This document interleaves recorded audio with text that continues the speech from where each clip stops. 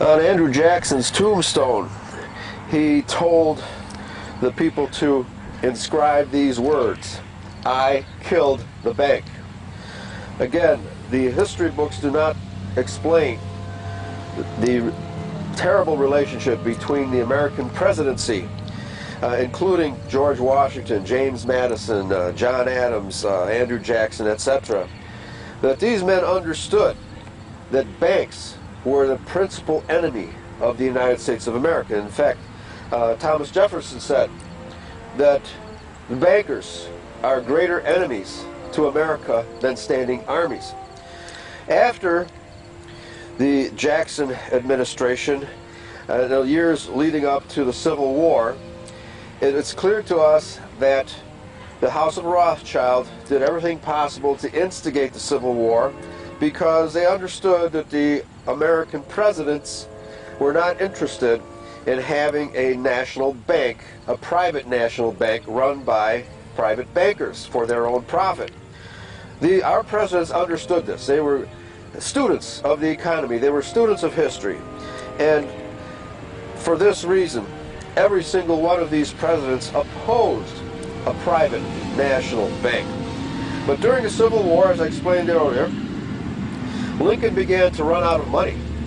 And by printing the greenbacks, he incurred the wrath of the House of Rothschild, which commissioned John Wilkes Booth to assassinate Lincoln, so that by the end of the war, they could use their power and their grip over the Congress to institute their own currency, which is what they did exactly after the Civil War. That's the reason, the real reason why Lincoln was assassinated. So now we have two attempts. One, a failed attempt to assassinate Andrew Jackson, and the successful assassination of Abraham Lincoln. We find also that McKinley was assassinated, and James Garfield also was assassinated. And in both cases, we find that the international bankers have a direct vested interest in getting rid of these men, because they also opposed a private national bank. Since the international bankers have been trying to finagle a way to issue America's paper currency ever since the American Revolution, and they attempted to assassinate Andrew Jackson and successfully assassinated Abraham Lincoln, James Garfield, and William McKinley, their attempts to control America's currency never stopped.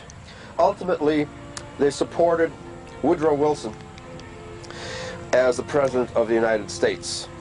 And Woodrow Wilson, throughout his entire career, was backed by the bankers. Even his days at Princeton, where he was receiving $5,000 a month from various bankers to keep his career going. They were priming him for a run for the presidency. During his days at Princeton, he had an affair with a Boston socialite by the name of Mary Peck. And I guess you could say he was the William Clinton of the 1900s. And the Rothschild, being aware of this, used this information as blackmail to make sure that he would do what they wanted while he was president. And during his presidency in the year 1913, Wilson, through various legislators such as Nelson Aldrich and James Warburg and various other bankers, proposed the Federal Reserve legislation, the Federal Reserve Act.